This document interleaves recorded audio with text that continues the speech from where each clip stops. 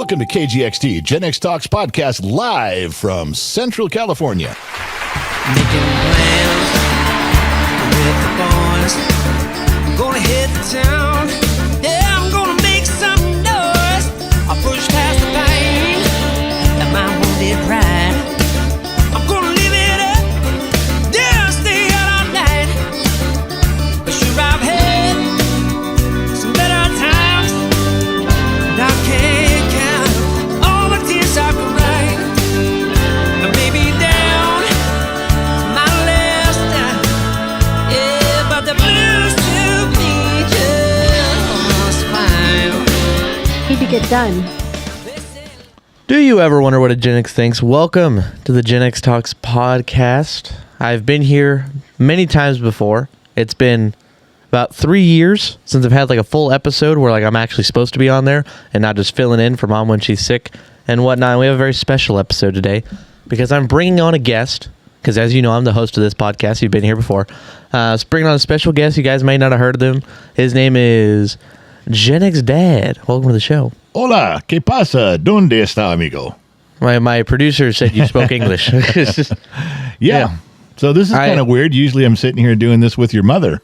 Yeah, and usually you're the host. Yeah. So, but today, I'm going to be doing the interviews. I'm going to be interviewing you. I'm going to be asking you about the intricate details of your life. I am critiquing everything you're doing as you're terrible. You're critiquing me. Terrible intro. Terrible. I can't do it. Hey, no, there's nothing wrong with having a low, mellow, hanging out with everybody. That's what I like on my kids' jukebox shows. You're always like, you should put up this picture. You should do this. Have somebody keep it a call little in. more filling is all I suggest. Well, I like the fact that people can turn it on and do other things while they're listening to my show. Also, if you didn't play the entire song on your show and you mixed it up a little bit with some other words and stuff, you wouldn't get banned because you're not playing the whole song. Rarely get banned. Every video you've done is blocked. That's okay if it gets blocked, because that means you had to be there to see it. You know what I mean? That's okay. That's fine. I want to go back and watch your show. Tough shit. You should have been there. You should have been there on time.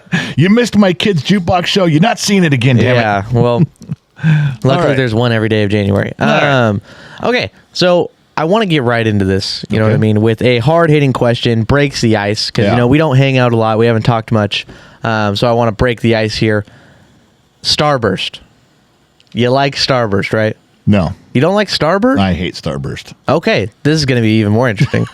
So you don't like Starburst. No. But you've had it before. I have. When was the last time you had it?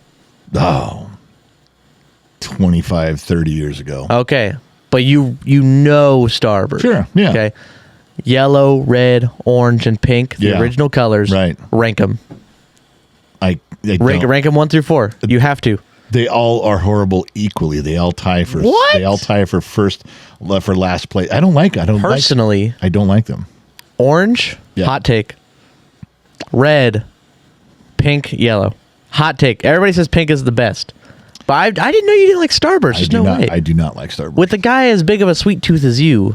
I don't have that much of a sweet tooth. I mean, every now and then I'll go months where I don't have anything sweet, but then if I I have a cookie binge or something, but I don't, it's very specific. Vanilla wafer with jelly. Or vanilla wafer with jelly, I'll go for that. A plate of those once in a blue moon. A box of whatchamacallits. Whatchamacallits are good. The Oreos, regular Oreos are good. There's only a handful of things I like and not that often. I never get dessert.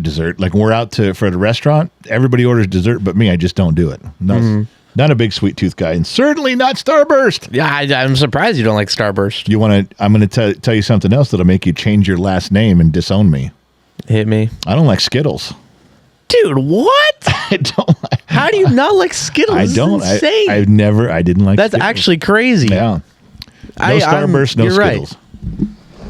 You leaving? Wait, why am I leaving my show? Get this guy out of here. Get this guy off my show. So there you go. Okay. Yeah. Well, a little thing about me, because it's weird. I have to explain myself because I'm actually not on the podcast a lot. I'm not huge for small talk. I already have a short attention span, and I'm not great at maintaining eye contact and conversation sometimes. Yeah. And I don't like small talk at all. No. Because I'm like, do I really care about your day? A little bit. You know what I mean? Like, I do hope that you had a good day and whatnot. But like, I know. I see you talking to people and they're like telling you something really important and you look over their shoulder and you're thinking, that cloud looks like a Buick. well, because like sometimes I'm like, I appreciate you talking to me. I love talking to fans. I love talking to people, and I love getting to know people. But I need to get to know you, not like. I like the way you see you could really look immature and offend people with your short attention span with Gen X Talks. But whenever we have an in-person event, I would say most of the time you're super interactive. Like you bowl with everybody, you run around and you keep talking to new people. That doesn't affect you there at all. I mean, people really think like, you're engaged. Because when people, like when we do events like that, especially like in Vegas, people ask me questions where I get to like talk a long time. Which is your favorite part? Well, not always, because I'm interested in what they have to say. Yeah. But like a lot of it is people asking me questions, so it's not as much of people are having a conversation about me or with me. Right.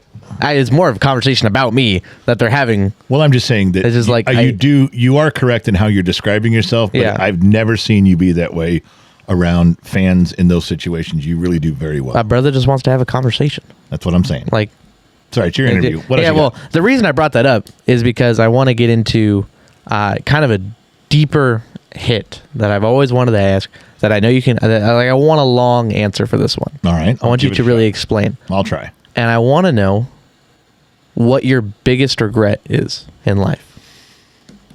Oh, well, there's so many to choose from. It's hard to narrow it down to one. Well, you and I have talked a little bit before. There was financial opportunities that I missed. Time travel opportunities. Time travel opportunity that I missed. Missed one of the couple of those. I would say if you're just the biggest regret is that, and this is going to sound vague, but you asked a pretty vague question. It's a very open. It covers a lot because there's a lot of regrets. You know, financial. You know, you're talking. So I will say my single biggest regret is wasting my youth, and I don't mean 12 years old. I mean, I'm going to say from like 15 to 24, 25. If I could go back in time, I would take those years and do much, much more with my life. Learning skills, plotting directions that I could go, setting myself up in the future to just do whatever I want to do and have a lot of knowledge that I skipped over. I wasted 15 to about 25 just playing along, bouncing along in life and not taking anything seriously. That's a huge regret. I could go back and tell myself, these 10 years are going to set the tone for everything you do. And some of the struggles you're going to come up with, most of the struggles you're going to come up with are going to be because you wasted this time. You just went, I got it figured out. I got time. I'm young. I could do it. I never took it seriously. That's probably my biggest overall regret. Yeah. And to piggyback off it, because you've said that before to me, but I wanted it on the air, of course, so that I can make this point. Okay. It's all about me here. No, apparently. I wanted to say that because like you've told me that before, and I understand what you mean by that. And you said, if I just let this opportunity pass me by, like you were just saying earlier, I let this opportunity pass me by, and then I thought another one would come along. That's your famous saying. I did. I had things come along in my life. I always felt like I was charmed. I just felt like good things were always going to find me, and I just had to take advantage of them. So growing up that way and having things come my way, I thought, that's a pretty good opportunity. I'll wait for the next one. Yeah. What I didn't know was that the first opportunities that come my way, some people wait their entire life for that one. Yeah. And I'm thinking, there'll be another one. There'll be another one. There'll be another one. And eventually there quit being those opportunities. And I looked back and went, oh, wow, I should have really grabbed a hold of one of those. But I was so stupid and so arrogant, I thought, well, things will just keep coming my way. I had no idea that it would end. Which is something that I've thought about a lot, which is like when I wanted to quit Gen X Talks, I didn't. When I kept just pushing it along at least a little bit. And it's kind of why I went all in with Cutco when I did. And I was like, this is something that could set me up. Maybe it's not a career, but something to do. Yeah. and stuff like that where I'm like, I'm just trying. Obviously that didn't pan out, but that's No, okay. but I'm glad that you jumped in when you did Cutco. I obviously disagreed with the whole premise of Cutco. It's kind of like to me, it's what my generation would call a pyramid scheme. Still thing, yeah. If you look up Amway, people at my age go, Amway, and there's so many things similar to Amway.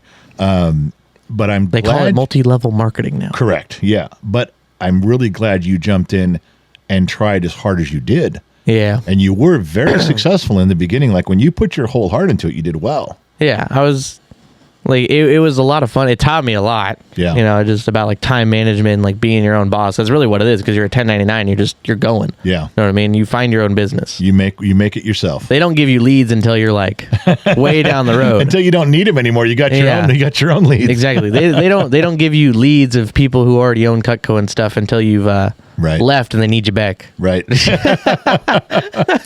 But yeah, that's something that I've really appreciated that you've instilled in me. Stuff like that like sticks with me. And now moving on to the next question. Yeah. I say that a lot. Now growing up, you know, you did do that. You did grow up. Your mother would disagree. Okay. You did grow up. I got older, that's for sure.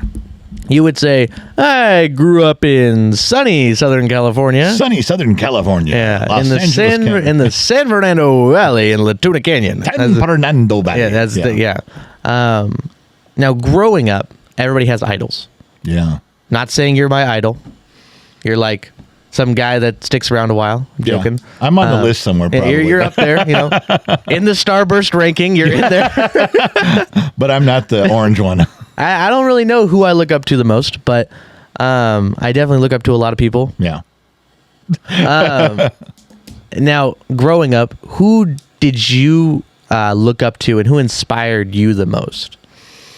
Nobody. When I was younger, like I said, I was stupid. I mean, if I looked at baseball, I wanted to be Steve Garvey for the Dodgers. We used to go to Dodger games all the time, and when I played baseball or even played wiffle ball out in the street, I stood like him.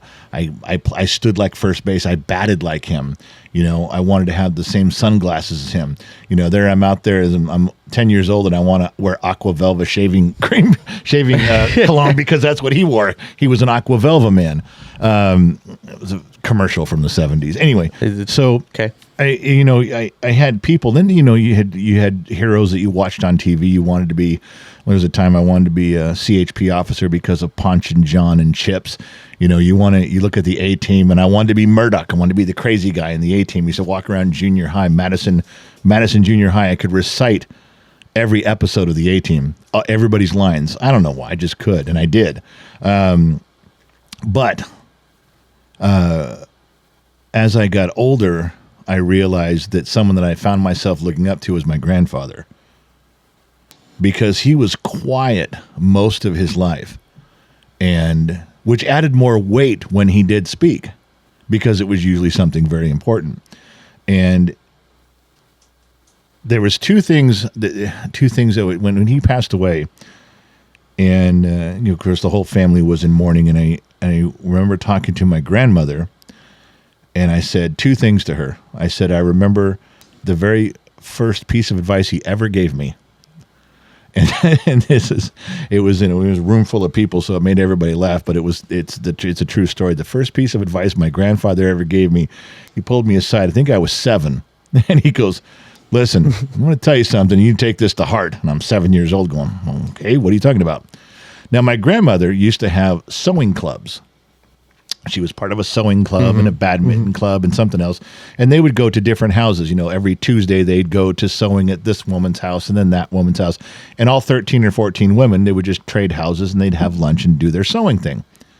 And so I would think I was 7 and Grandpa was sitting in a chair. Grandpa did not want to be around when Grandma had sewing at her house. But he was stuck there one time. I forget what he was doing, but he was sitting in the chair and he wasn't happy about it. And all the women were around doing this. And I went into the back of the house to go to the bathroom. Now, remember that house was like 1,100 square feet. It was a third of what our house is back in the day. And went to the bathroom, came back out, and all the women are there in the kitchen and they're talking and they're sewing and they're eating. And my grandpa grabs me and goes, "I'm going to tell you something here now. This is the first piece of advice he ever gave me. when you go to the bathroom and you take a leak. I said, yeah. He goes, aim towards the back. I go, what? Aim towards the back of the bowl. Why? Doesn't make any noise. The whole house heard you taking a pee. And I walked away. I remember walking into my room going, oh, man, everybody heard me pee. When I was 7. And I remember telling my grandma that. I said, that was the first piece of advice he ever gave me. And I listened to every piece of advice since that time. Yeah. And then the other thing I said to Grandma that made her cry, but also made her feel good, I said, just so you know, Grandpa was the greatest man I've ever known. He just simply, there's no comparison. And then, so yeah, I think as I grew up, I started admiring him. And he wasn't anything special by the world standards. He worked at the post office. He had a regular job. He had a wife and 2 kids and had a house and a little camper that they traveled in the weekend. I mean, he had the most middle-class life you could ever describe. And I still hold him in the highest regard. Yeah. That's So- special, man. I think that would be the most accurate way. Yeah. I appreciate you sharing that story with Yeah, the you're welcome. viewing. No, not view. Well, it could be viewing. It'll could be be both. listening. Yeah. Could be viewing and listening. On Friday, the audio version drops at midnight. Thank you. Appreciate it. I didn't know you knew our show so well. And then on Sunday, the video version comes out. Yeah. Well, I have hard-hitting question after hard-hitting question because I have I need a lot of information out of you. Yeah. Everybody always asks, if you can go back in time to your younger self, what would you say? You always say, become a tight end, Well, yeah. Go the Robert Gronkowski Okay, route, well, not the Aaron Hernandez route, let me explain that. Let me qualify. Sometimes your mother and I will sit there. Let's say we're just watching TV, and we say, if we could go back to 17 years old, but we knew everything we know now. Now, I'm not talking about betting on sports and wagering Sports your way to the almanac. top. No, yeah, I'm not talking about that. I'm just saying going back and saying that's not really part of it. But you could go back and say, wow, I know you, you know me, and we can plan our future now. We can choose what we want to do. I think I'd like to try to be a tight end. I just think football. I'd be like, well, okay, not forever, but I'd like to give a shot at the NFL where I could be a tight end, and I played tight end before. And I mean, even if you don't make it to the NFL, you get a D1 scholarship, maybe. Sure, and then you can learn some other stuff. I definitely would have gone to college. I would have stuck it out, even though I hated going to school. If I could go back in time, and Mom could go back in time, and she'd say, okay, we're both going to college, and we'll both go to college together. We'll both go to the same schools or whatever. We're in the same town. But what do we want to do? And she wanted to do some corporate stuff. She wanted to go to work in a corporate ladder for a little while. And I wanted to go say, well, I'd like to go try to play some football. I can still be a mechanic. I can still learn. I can get degrees. Yeah. But I want to give that a really 100% shot because I don't get to go. You don't get to try it at 30. Yeah. You can't be 30 years old and go, okay, now I'm going to try being a football player. Yeah. and the reason I was bringing that up is because that's what everybody asks. Everybody asks, because that's what everybody thinks about. But nobody thinks about, giving yourself advice before one of the toughest parts of your life. Yeah. And so I wanted to ask you, if you could go back to yourself, you have 30 minutes with yourself. Yeah. 6 months before Mom gets diagnosed with cancer. What would you say? I would say, okay, first of all, she lives. Let's get that out of the way right now. She's going to make it. You don't want to keep it a surprise? No, I don't want to. I don't want to just say you're in for the toughest part of your life. Good luck. You don't want to be like, she could. Yeah, it could go either way here. No, if 6 months before, well, see, 6 months before I can prevent it. Oh, because the hookah. Yep, 6 months before I could prevent it. Okay, right after the hookah. Keep it interesting here. After it was too late and she had it, and I would sit down. I don't know. I think I would go to. Well, obviously, I would talk to Mom. I don't know that I'd share it with you kids because you were 8 years old. I was in 4th grade. And I don't know that I would tell you, but Mom and I would work out some stuff going, okay, this is going to be tough. These are things we're up against. But you got to be careful, too, because if I tell myself too many things, you could change history. Mm-hmm. You could put yourself or a phone call that was a lucky phone call or a lucky conversation. Mm-hmm. You may put yourself in a position to miss that, and then she doesn't live. Yeah. I have to be very careful with that one. That's a tough one. I mean, I've watched enough movies from the 80s. I understand time travel. I mean, like in the event of like you do go, like you have a choice to go back there. Yeah.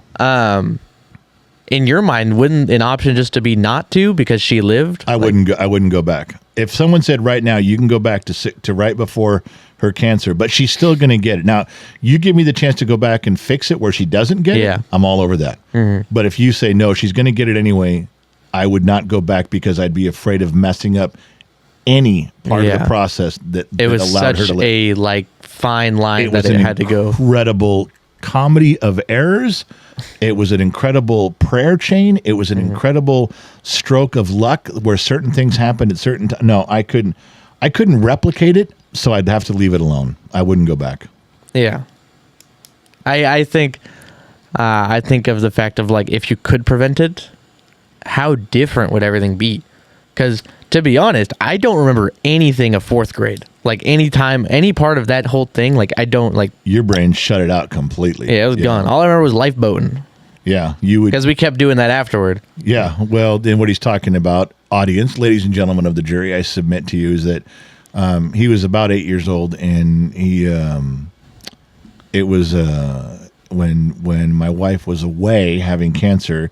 He didn't want to sleep. Even you didn't want to sleep with your brothers and sisters. You came into my room and asked if you could put a pillow and blanket on the floor near my bed. We called it a lifeboat. Yeah. And I said, yeah, you can lifeboat. And you slept there, off and on for over a year and a half, because, you wanted to be in the same room and close. I didn't mind. Yeah, because I didn't have my own room at the time. None of you kids did. There was too many of you. Yeah. I mean, I did in like fifth grade, like a year afterward I did. Well, when your oldest brother moved out, we moved some pieces around the board because now we had, instead of having 4 boys in 2 rooms, we could split it up. And we didn't just give the oldest one his room. We moved Bud in with Ryan. We did some stuff. We moved some pieces around the board. So, yeah, there was a time when you had your own room. Because I remember being in where the game room is now with Bud. Yep. I was in there. We had beds along the walls. Yep. And then after that, I moved into where Jade's room is now. Yeah. I was there for a long time until like that used to be high school. That used to be Andrew's room.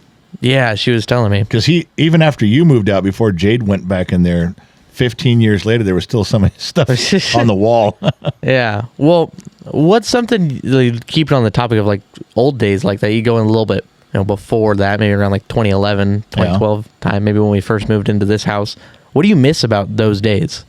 I know you always talk about how there was tons of kids, so much struggle, like, waking up 4:30 in the morning. There was. But you got to remember, well, we came to this town in 2004, and we bought this house in 2008, and Mom stayed home with 8 kids, and I worked. And because Mom didn't work, we were living in a 2-income society. We still are. And it was on me to work really hard. So there was a lot of 12, 14, 16-hour days. And then on the weekends when I'd come home, be home, not come home. And be home. I would wake up and get everybody up at 6 in the morning because in my mind, I've got 2 days to do yard work and to do, we're building things in the yard. So I got all you kids up and we all started doing stuff around here. You escaped most of that because you were too little to help. Well, yeah, I remember 8-hour days when I was like 10 years old, man. I was still there. You had I was still there. there. You had to be doing something. You couldn't just go off and play. Mom made you work with the rest of us. You just didn't have to work as hard. Yeah. You were in a lucky situation of like having the income opportunity of running your own business. You know what I mean? Like if you had been working as a mechanic or any other job, you might not have been able to make that work. It was it was both. It was a double-edged sword. A lot of times when there was no work, and you didn't have a way to make up for it. If I'd have been working for somebody else, an established business, we'd have been fine. But I had to start a business. I didn't have any customers. We started a business within 2 years of us being here. I was working for other people. I had other jobs here. And then, your mother pushed me and branch out and, to open up a shop. And so I did. And you got to remember not having any money because we didn't have much money feeding all of you guys. I had to start working on the ground. I had no lift. Everything I did was on the ground. Engines and transmissions were on floor jacks and jack stands on the ground. The shop that I rented had no heat. There was no heater. There was no air conditioner. It was a tin building. So it was freezing cold in the winter and it was, scorching in the summer. That's how I started. And then you work when there's work. In the automotive industry, it's called feast or famine. You're either famining because there's no work or you got so much work you can't do it. Well, I'd been in the business long enough. So when there was a lot of work, I just kept doing it. I told Mom, I said, look, you got to let me work because let me work these 14, 16-hour days because the days of me not having any work are coming. Yeah. And we got to take it right now. Don't turn jobs away. Just keep saying yes, which is what we did. Yeah. So it is a double-edged sword there. Yeah, because you're like you said, it's feast or famine. There's going to be high highs, but there's also going to be low lows. There was a lot of times Mom would get you guys all come home from school. 8 of you come home from school. It's checking 8 backpacks. It's getting 8 snacks. It's getting chores. It's getting homework. It's dinner. And then you guys are unwinding for the evening, and she would drive over to me with dinner. Yeah. And she'd just sit with me, and she'd bring me a plate of food, and I'd stop and eat, and I'd go right back to work, and she'd go back home. Yeah. That happened a lot. That's just crazy to think about. You know what I mean? Like just the grind that we call it nowadays, a grind set, man. Every day it's just a grind. There was no way to not do it because if you didn't, you couldn't. You guys wouldn't eat. Yeah, you were forced to. Well, I told the story before we moved into this house. We had some lean times, and I've told the story at family dinners once in a while when you guys bring it up. But there were times when we had you guys all sitting around the big dining room table eating dinner, and you guys are throwing food at each other and talking and carrying on. And Mom and I are in the kitchen, and someone says, hey, come on, come eat. And then we're like, we're busy. We're putting dishes away. We got some stuff to do. We'll be in there in a minute. We'll eat. And we waited till you guys were done. Well, the reason we stayed in the kitchen and pretended we were cleaning up and doing dishes, we didn't have enough food to go around. If I would have sat there and ate a plate of food, somebody would have been short. Yeah. So we didn't want you guys to know that. So we just said, we'll be there in a minute. We'll just go ahead, just eat. And there were some of those days too. Yeah. Well, speaking of family, like now you talking about this reminds me of like a family get together because it's always something we talk about and it's always brought up. I always feel left out because like I don't remember any of it. I'm like, hey man, he got me an Xbox for Christmas one time, so like I don't know what you guys are talking about. Like, right. And I'm lucky that I didn't have to kind of go through that more. I was on the upside of all this. You know what I mean? You have the downside of having older parents, but the upside is we had a little more financial stability, as you were growing up. Yeah. Yeah, I got very lucky in that regard. What's the story you remember? What were you saying? You said you remind you. Oh yeah, it reminds of like the family, the family gatherings. We always talk about this stuff and the hardships that everybody went through and like what they noticed and what they observed and what they saw about you and for different stages in life. Sure. And that brings me to one thing of like, what is one family tradition, when all the kids were home or even that we still do when we do get-togethers, what's one family tradition that you cherish the most? Christmas? Oh, by far, because Mom and I, we started planning for Christmas in September, because again, you didn't have the money to do it all at once, so we started doing it then, which was fine. And the only times you make a mistake are when you kids would outgrow the clothes I bought you in September. By December, they don't fit because someone's going through a growth spurt. That's one. Or you idiot kids would be like, oh, I gotta have this doll, and you get the doll, and by Christmas, I don't like that doll anymore. You're like, God damn it! Yeah. Toys sometimes can trend rather quickly, but other than that, your mother would decorate the entire house. She would do the bathrooms and the entryway, the trees, and she'd do mistletoe everywhere. She'd hang stuff from the ceilings every single year, and that carried over from Grandma, my mother. Grandma did the same thing. So when I was growing up, my mother, our house was decorated perfectly with nice ornaments and delicate things put up and well thought out, well placed, all through the house, to where it almost looked cluttered, but it wasn't. It just really looked like it was just very well done. And then you come along, and then Mom does the same thing for you guys, for us. So I loved Christmas time because it got cold and you could turn on the heater. And I used to come home around the wintertime. You don't make as much money as a mechanic. So I was home more on time. I loved coming through the door and you guys are all kind of busy about your stuff and you're happy and it's warm inside. Mom's got the heater on and I can smell fresh bread. She used to bake bread or cookies or homemade chili.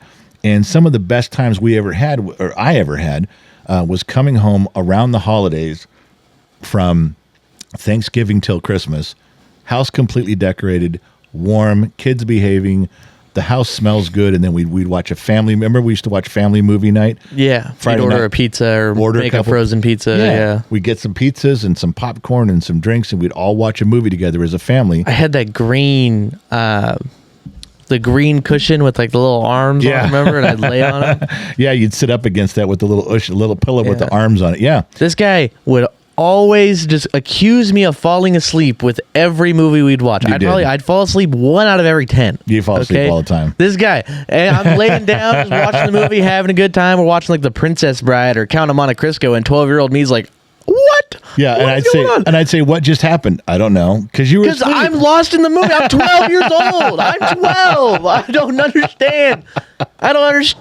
That he's trying to rescue a princess. I was like, how's this giant holding 2 people climbing up a rope? This guy's crazy. Like, it's funny how you had that deep analysis at 12. Usually, superhero stuff, just you nod and go along with it, But I didn't understand. You fell asleep so often. I did it. It was 1 out of every 10. I had to make you sit up to make sure you didn't fall asleep. Gosh, well. So those are my favorite times: is the holidays and Christmas, and I knew that was one of the ones you talk about regrets. I don't have regrets about that because I knew 20 years ago that it was going to end one day. I had at least by then I go, you know what, this is going to end. We're not going to have these kids are going to grow up and move away. So I began enjoying every minute of them. And that one, very rarely for me, but that one I was ahead of the curve. Yes. Yeah. And let me post up, pass me the ball, pivot, right? We're going to pivot over to here's the timeline of your life. Yeah. Audio viewers, I'm doing hand gestures, so just picture He's it. drawing a timeline over his head. So we got your timeline of your life, ready. Right? Yeah. You meet mom at 5. Yeah. Now, you get married to her over here. Yeah. I don't know anything in between, okay? Fill in the gaps for me. Did you Nobody knows. We've never told anybody. We've never really talked about it. In fact, we've kind of avoided telling people about it. Well, yeah, I want to know, because some people run into each other halfway through life and whatnot. I want to know. Okay, we knew each other when I say intimately, I don't know how intimate you can get at 5 years old, but how we knew each other. I absolutely knew who she was because we went to the same private school together. So we were both in kindergarten. We had recess and lunch together. Then first grade, you have recess and lunch and music and chapel together. So you absolutely know that person. In fact, every person at Village Christian School from kindergarten until about 7th grade, you just grew up with these people. It's like having a little tiny neighborhood of friends that you see every single year. Now, a couple leave and a couple new ones enter, but you have the same group of people the entire time. Now, I got kicked out of that school, but I still knew who mom was. We still had a few of the same friends, and it goes deeper than that, because in Sun Valley, California, it had a local grocery store. It had a local hardware store. My family knew her family. Our families intertwined quite, other than school, but as room moms, my mom knew her mom. Your families knew each other growing up. Then after high school, she stayed home, and I kind of went off the reservation and ran around all of Southern California. And we found out later that we were in a lot of the same places at the same time, but I don't remember bumping into her or saying anything. Running in almost the same circles. And then she got married and got divorced. I got married and got divorced. And right as the divorces ended is when we connected again. But it wasn't like we had to go. There wasn't like this big, huge thing of finding each other. It wasn't a Hallmark moment. It wasn't hard to look, And I'll tell you, I remember, because I didn't know exactly, I didn't remember her phone number, of course. It'd been 5, 6, 7 years. But I remember sitting one time, and I'm thinking, this is one of those moments where I wanted to change my life. So here I am in my mid-20s, and I'm like, I I want to change stuff around right now. And and I was married, but I was married to the very wrong person. I mean, I knew I married wrong. I stuck it out for years. I knew this wasn't where I was supposed to be. Mm-hmm. And just what had come along recently was the internet. Internet was just a brand new thing. And what we're on right now. That's what we're on right now. And it was a brand new thing, and it was it wasn't like day one, but there was all sorts of new things coming out all the time. And I remember sitting one time thinking, I don't want to be married to the person I'm married to anymore. And I thought, who would I be married to? And what came to mind were the girls that I grew up with at Village Christian School from kindergarten till I left. I left once in 8th grade and left once in 11th grade, but all the same girls were still there. And they were good people. They were from good families. They had values. They were, they just was a Village Christian raised a different stock of people than what I went to public school, and there was good girls in public school. Don't get me wrong, but it was just, I knew them and we had been friends for so long. So I had, I think, 5 names in mind. 5 girls. I'm like, you know what? You got a roster. I had a roster. If any of them were up for free agency. Yeah.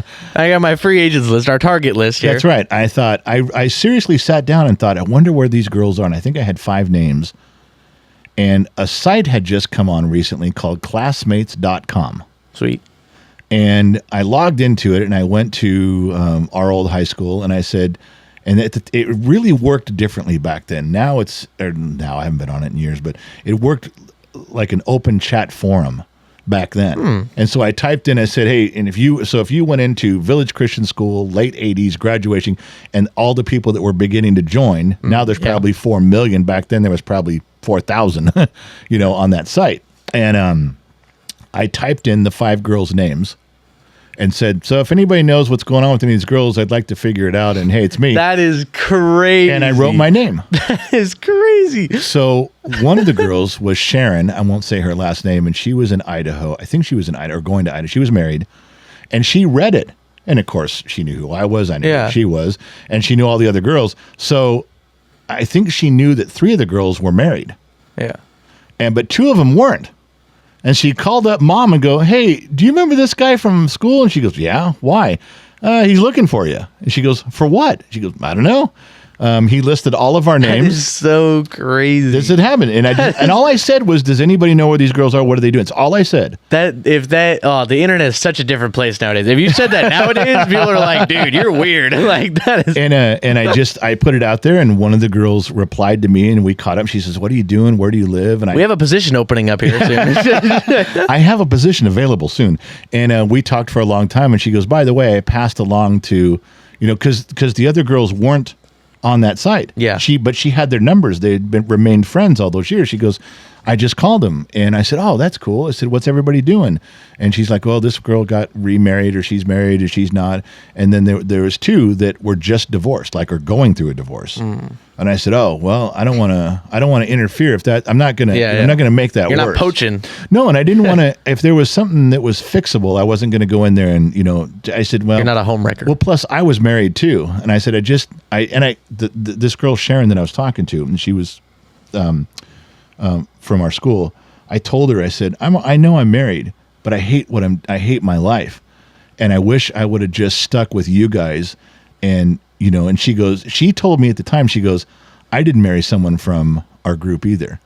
And she goes, and it was tough because we didn't fit. And I said, yeah, we all fit. And it didn't, when you marry someone not from that group, it's different. It creates a tight-knit family. It does. I mean? It's a little bit odd. Not that you can't have a happy marriage and not be, people do all the time, but boy, you sure know the ones that stuck it out and stayed with each other. You can tell. And so I told that girl Sharon at the time, and I said, hey, I don't know what I'm doing, but I just wanted to feel part of that family again. And it's funny because at Village Christian in those graduating classes, I can run into someone who I haven't seen in 25 years, and we can start talking like we didn't see each other for 10 minutes. It is the most odd feeling, and it happens all the time. So you send out your job application. You send out, these are the players I'm looking for. I put out my thing on Indeed. Yeah, you're the players I'm looking for. Yeah. Willing to trade, Yeah. willing to negotiate. Why don't you send me your stats? Yeah, send me your resume. And you get connected with mom. We started talking. She was already going through a divorce, and we just started talking on the phone. And I told her, I said, "Well, I'm not happily married." And at the time, she was already going through a divorce, and she was dating somebody else. She already had someone else involved. We were just catching up again, just as friends. And then she started having trouble with the guy she was dating, and I had really gotten serious trouble with the one I was married to. And I went, I cannot do this. It's kind of funny. There was years later, she was telling her mom, I think it was, she talked to her mom, and she says, one of the defining moments when I knew, one of the defining moments when I knew that I wanted to marry him, which was me, she said, he didn't mind getting divorced, but he wasn't going to get divorced because he wasn't going to lose his kids. And she says, you're the only man that I've ever heard saying, I'm not going to be a part-time dad. I'm not going to be a weekend dad. I'm not leaving my kids. I'm going to find a way to take my kids, or I'm not getting divorced. I'll live miserable my whole life. She goes, I knew right then that you were solid because you cared so much about the kids.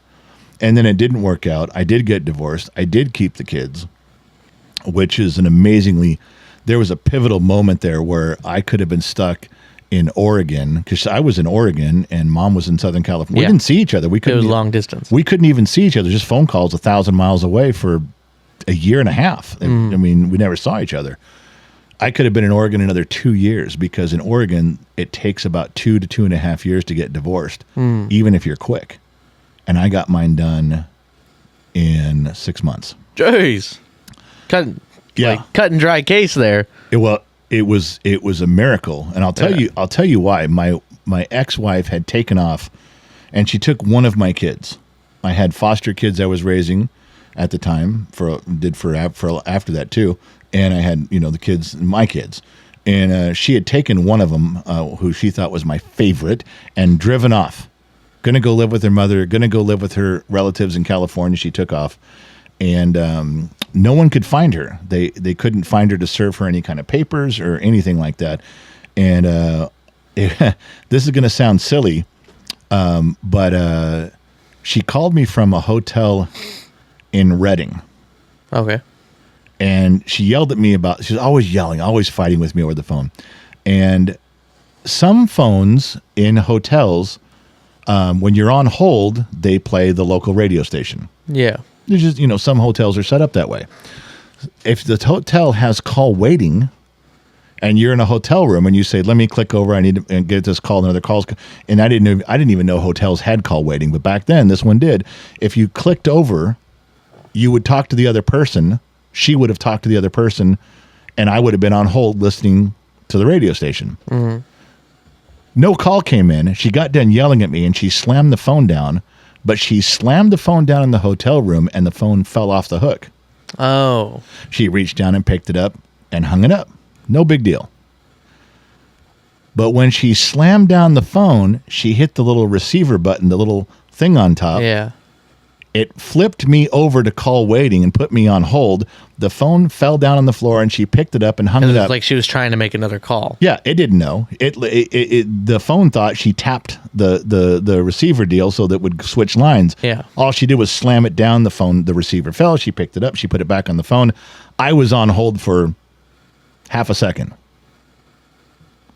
But the radio station that was playing in the background for that half a second said out loud, and I could hear, the weather in Redding today. What are the chances? That is insane. So the next time she called me, I said, you're in Redding, California, and we're coming for you right now. And she freaked out. How could I possibly know that? Hey, how could I know where she was? Probably thought you were a freaking psycho. Oh, it was the luck. I've never had such good fortune with that. Ugh. So I told her, I said, okay, listen, the cops are on their way, but I'll stop them. If you come back up here, bring my daughter back. If you move in, we'll work this out. Now everyone's going, why would you say that? Because my attorney said, listen, have her move back in, and we'll do a separation agreement. Drop the entire separation agreement, who gets what houses, who gets what money, who gets what things, under a separation agreement. And she signs it, she moves back in. You just have to make it go. I think it was 3 months. You have to make it 3 months. And I said, okay. So now by now, Mom and I are getting close to dating. Yeah. But I can't be calling Mom every day if my ex has moved back in for those 3 months. Yeah. My ex walks up and she goes, I'm not signing this. All the separation papers were in my favor. I get everything. And she goes, why would I sign this? I go, then don't move back in. Go live on the street. And she goes, fine, I'll move back in. These are separation papers, but I'm not signing these as divorce papers. These are just separation papers. I said, yep, that's what I'm hearing too. So she signs all the separation papers, moves back in. I can't hardly talk to Mom at all. But on 3 months and 1 day, I told my ex, I'm divorcing you. And she goes, fine, I'm going to go tear up those papers. Those are just legal separation papers, and I'm going to get an attorney. I'm going to file for divorce, and we're going to get some divorce papers. What she didn't know was that in the state of Oregon, if you have legal separation papers signed and notarized, they can simply be flipped over onto their back and signed by a judge as the divorce papers. Wow. So on 3 months and 1 day, I said, you can go now. And she drove off in one of my trucks with some of her stuff, screaming that she was going to divorce me. She hires an attorney, and the attorney tells her, you already signed your papers. And she goes, no, those are legal separation papers. And the attorney goes, yeah, but in the state of Oregon, they can be converted without your consent. And she goes, what? And so she calls me again screaming. I said, yeah, it's not my fault. You're an idiot. I don't like you anyway. And everything was mine. She never had a job in her life. I did everything for her. I did all of it. So, it was all mine anyway. So we got divorced. I had to wait 3 months after that. So there was my 6 month divorce. 3 months of living with her. Okay. And then 3 months after. So now you're divorced. Yeah. Freshly divorced. You got all the kids. You got most of your stuff. Yeah. You've been talking to Mom for a couple years. Yeah. How'd you get from, well, I'm in Oregon. Yeah. You're in LA basically. Yeah. Sun Valley, all that. How'd you just this is obviously not the middle in Bakersfield, No. but how did, well, I'll tell you what happened. I know the stories of you would drive down there just to see her for a few hours. The first thing that happened, the very first thing was I called her and said, okay, we're getting divorced. The thing worked. She was here for 3 months. She packed up her stuff. She drove off. She smashed everything in the house. She smashed everything, every wall, every door, everything she could find, packed up her stuff and drove off into the sunset. So I filed a restraining order so she couldn't come back. And I told Mom, listen, just so you know, she left, smashed everything. She's gone. I filed a restraining order, and tomorrow I'll go convert the document to divorce papers, and I'm kind of done. I said, I just got to clean up the house now and fix stuff, and I have to take care of my kids, and I got to work. I got to figure that out because I had to go. I had a shop up there too. So I said, this is going to take a little doing, but I had friends and I had family. I said, we'll figure it out. Before I even get done with that phone call, Mom says, marry me. She proposed to you? She proposed to me. Oh, no way. I was going to ask you. Yeah. I was going to ask you how that worked. No way. She said, marry me. I said, what do you mean? She said, she goes, I would be a good wife. She goes, and I know you'd make a good husband. You're a good father. She was like, look, let me put up the stats here. I would be a great wife. The moment it was final, okay, this is done now. The dominoes are falling in that direction. It's not stopping it. We're done. This is it. I'm getting divorced. It's over. She left. She's gone. She can't come back. And this is the thing I've chosen. No, I didn't know what I was doing after that. I didn't divorce her so that I could get remarried. Yeah, you were just doing it for quality of life. Right, exactly. And she didn't even let me get off the phone. And she goes, marry me. Now, in hindsight, those other girls were still out there. She was reeling you in. She was waiting. Those other girls that I had put the feelers out for a year before. We sent out our emails. Yeah, these are we were looking for potential leads here. She didn't even wait. She just said we weren't even done with that conversation. And I didn't say yes. Oh, wow. What'd you say? Hey, I'll consider. We still have feelers out there. I said, you're definitely in the running. No, I told her, I said, well, I don't know that you really want to marry me. You may think you do. But she'd been living at home with her parents and her kids since her divorce. Nothing had worked out for her. In fact, dating didn't work for her. And she finally resigned herself to the fact, I'm just going to be alone raising my kids. She wasn't even looking. So when this presented itself, she was like, she had 2 years to learn about me. Yeah, you guys connected a lot. Oh, okay. Like, you learn every detail about what you're doing. And she would tell me about the guy she was dating. I would tell her about any girls that I was interested in. And it would just, you'd stop right there and you knew everything. You went the best friends to married route. Well, we were best friends from 1,000 miles away. Pen pals. Yeah, okay. Even bigger jump, We'll take that. So I told her, I said, I don't think you really want to marry me. She goes, no. She goes, I think we would work well together. And I never really gave it a second thought. Anything I did after that. You shrugged it off.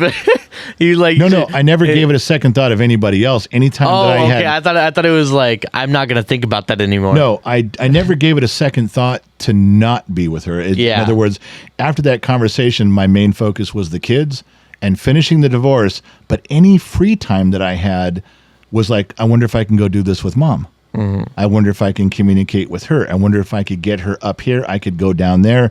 We could meet. That's when all the stories you heard about us driving to meet each other.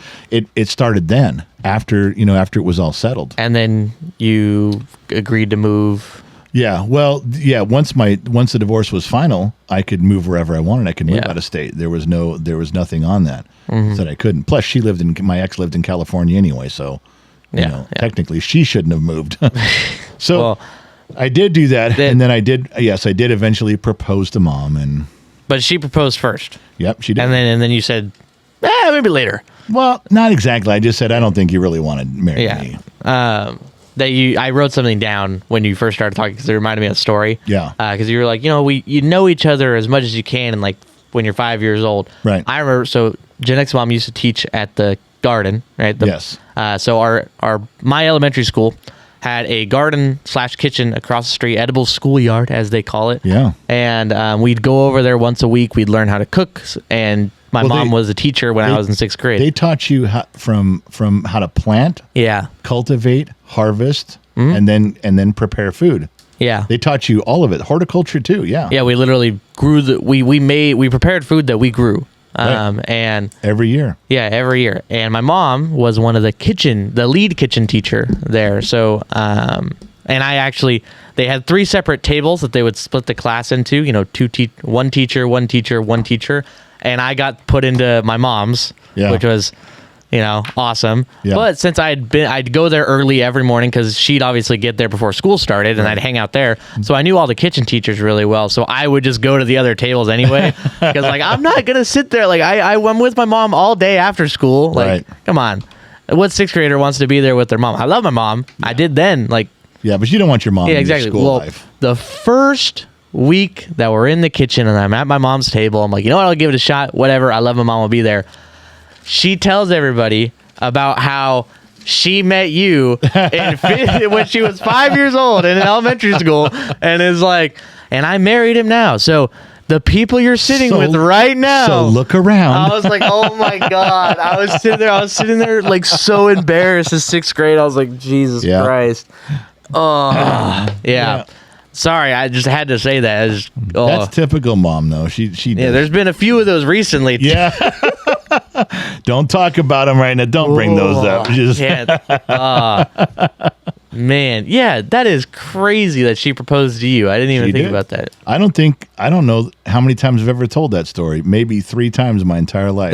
I'm holding on to that information. I'm not revealing that to Well, and remember, I didn't say no, but you can say, Mom, you proposed to Dad and he didn't say yes. That is true. He did not say yes. You didn't get rejected. But I didn't go, oh my God, this is going to be great. He was like, it's not you, it's me. That's the preemptive, it's not you, it's me. That's what you said. You're like, it's not you, it's me. I'm not really the guy you'd like. Yeah, trust me, you nobody really likes me anyway. I will tell you why Mom was upset with that too. And I didn't find out till later. why one of the reasons, not just the only reason, one of the reasons she was so pushy about it that day, kind of throwing her hat in the ring was she goes, and look at the next, year it took us to get together, or year and a half, whatever it was. She said, how many women, as soon as they knew your ex was gone, approached you? And it was like 30. Because Playa. Oh, I'm telling you, there was one time I came home. We're on the phone. You're a hot commodity. Mom and I would talk on the phone. I said, "Well, I'm coming home. I'm going to get, my neighbor had, done the kids, or my mother had been there with the kids, and so I'm kind of running late." And I go upstairs. I'm on the phone. Yeah. And this particular time, I come home and Mom had said, "Well, where's the kids?" And I said, "Oh, my mom came and picked them up. She took the kids for the night. I'm just." She just took them up there to her house, and she's going to keep them. And I said, I'll just go home and grab something to eat and watch some TV, and then I'll go to bed. And I get there, and there's this girl I know in my hot tub.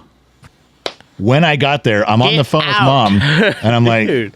yeah, she had gone in through the backyard, gotten into the house somehow, changed into her bikini, was in the hot tub with the hot tub running when I came home. Why do you attract crazy women? I don't know. This is wild. This is nuts. The other one is Mom and I would talk every day before work, during, because she was working at a preschool down in Sun Valley, or in Burbank, I think it was. And we would talk on her breaks, before work, on the way to work breaks, and then on the way home. Mm-hmm. And I was talking to her on the way to work, and I said, okay, I'm at the shop. I got to go unlock the doors. I said, there's something that's on my front porch. And she goes, what is it? And I go, I don't know. It's glass. And I looked, and she goes, well, just stay on the phone with me until you tell me what it is. I said, all right. So I walk up, and it's a big bottle, but it's not, God, how do you describe it? You know what a Sparklets bottle is that holds like 5 gallons of water? Oh, yeah, the huge ones. Yeah. Yeah, picture one not quite that big, maybe a gallon size. Okay. But glass. And there was inside of it, and it was standing straight up. It wasn't on. It's not like a ship in a bottle where it's on its side. It was standing straight up. And I'm looking at this thing, and I picked it up, and I'm on the phone with Mom, and it was a diorama.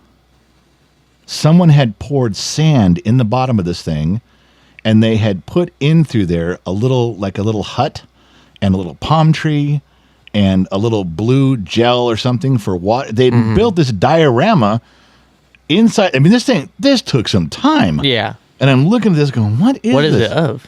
It was a little it was like the beach, a beach, the ocean, a little hut like you could. Okay, well, it wasn't anything like recognizable. No, it wasn't like a place or anything. Yeah. No, it was just like a little getaway. Okay. A little sandy beach getaway, a couple palm tree, little hut, the sand. And she goes, well, what? I said, there's no name on it. There's no nothing. I don't see anything in there. But the very bottom thing, in the bottom behind the hut, there was 2 condoms in wrappers, 2 unopened condoms. Hey, yo. And I told her, and so she said, you're lying. So I took a picture of it and sent it to her. And I go, this is what's in here. And she goes, there's no note. And I go, no. She goes, I got to get you out of there. Yeah, dude, what is going on? Yeah, there's a few stories like that. You gotta get you gotta move just to get your address changed. It was just the second that my ex was gone, I had no idea that there was girls that were even paying attention to me. I mean, I really wasn't paying attention to them. But as soon as she left, within the first week, it started, and it stayed that way up until we moved, up until we left. It was like that. Even when these women knew that Mom was in the picture, because Mom would come up there, they just waited for her to go back to California and started their stuff all over again. Yeah, true story. That is so funny. Like just the fact that I'm still stuck on the fact that she proposed to you, and you were like, it's not you, it's me. You can't say you didn't reject her, but you kind of did. No, all I said was, are you sure? That's all I said. Are you sure? Are you sure? Are you sure? I don't think it was an are you sure, because an are you sure means like if she goes, yes, I'm sure, that means, okay, cool. Like, well, because I said, I don't think you want to marry me. And she said, yes, I do. And then we just kind of didn't talk about it anymore. See, that's an are you sure? You left her unheard. You're like, okay, cool. You want to marry me? Anyways, okay. That's the status we're on right now. Okay. Yeah. What do you guys? No, you're not convinced yet. You know, one time going to see her on once a month, I would try to see her if I could. I drove 13 hours all through the night. So I could spend 5 hours with her. Yeah. And then I drove home. Just to go sit with her for 5 hours. We had lunch, went to a park, we hung out, and then I left and I went home. 5 hours, that was all I got. And she told me, she goes, I am busy, but I would only have 4 or 5 hours. And I said, I'll take it. And I drove all the way down there for that time. Whatever you can. Yep. Now, back to what I was saying. I posted up, right? I got the ball. I was posted up. Yeah. Dream shake, spin move, right into this question. Okay. I'm a basketball guy. If you didn't know, all these basketball analogies are how you interview with questions. Well, yeah, no, because you understand what's going I'm on. explaining it to the audience because they have no idea what you're talking about. Well, they understand. Okay. We started. You had the ball at the beginning of the interview, right? I said I'm a post up. All right. I posted up. You passed me the ball. Yeah. I pivoted, and everyone's like, "Oh, he's pivot. He's pivoting." Can you just ask the question? Well, now I'm dream shaking into a spin move into another question. Okay, like it's all right. Get it? Gosh, man. If I say yes, can we just move on? Yes. I get it. Know some things about you, and a lot of the listeners do. You love mom. Yes. You're very passionate about her. Quick yes. You love cars, and you're very passionate. It's one of the things you've worked on in your whole life. Yeah. What's something else you're really passionate about that you don't get to talk much about? Because your life was really enveloped around cars and traveling and a lot of moving. It felt like because the way you describe it to me, whenever you would move to a new place, get a new job, it felt like you would live this part of your life and you liked it a lot. Yeah. You would move and just do it again. That's how it felt to me when you describe it. From the time I was old enough to move out of my parents' house until I was 25 or 26, right in there. Mom and I counted it up one time. I had physically moved 17 times. Yeah, exactly. From the time I was like 17 years old. So not since you were little, but 17 times. And I did that. I would move to a new town, new job. I wanted new friends. So throughout all of that, was there anything that stuck with you that you were really passionate about? Just passionate about learning about, passionate about doing, like a hobby that stuck with you through all those places? I always had interest in, my interest. Your interests go with you. Your hobbies go with you wherever you go. My toolbox always went with me. Mm-hmm. My tools always went wherever I went. Sometimes I'd have different clothes and old clothes and new clothes. My tools went with me. My Bible went with me. That one. I've had that since junior high. Mm-hmm. And my game that I invented, venturing.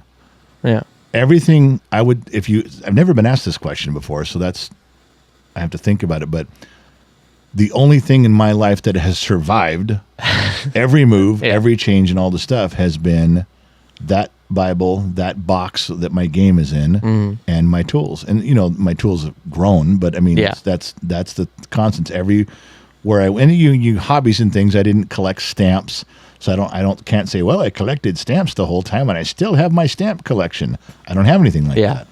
All of my other hobbies were, movies and baseball and sports and watching Super Bowls that I didn't, nothing you could take with you. Mm-hmm. I don't know if that answers your question or not. No, it does, because that's something that stuck with you throughout your whole life. You know what I mean? Like, obviously your career of working on cars and stuff like that. Some people don't have, most people have a hobby like, I've played chess my entire life. Not many people know that. And what I will do, you brought this up, and this is something totally, I'm breaking the fourth wall here of, this is not as much of an interview of me just letting you know. I want to take the game and scan it and put it all online. That way we don't have to chug the box around everywhere, which would be super sick. But I'm blanking. I had something to say. That game was one of my regrets, by the way. What? Well, part of it, I told you that I had several opportunities to do something. Oh, yeah. And this one opportunity came up, and I was living in the high desert up there, and the guy who had been one of the inventors of Trivial Pursuit. Mm.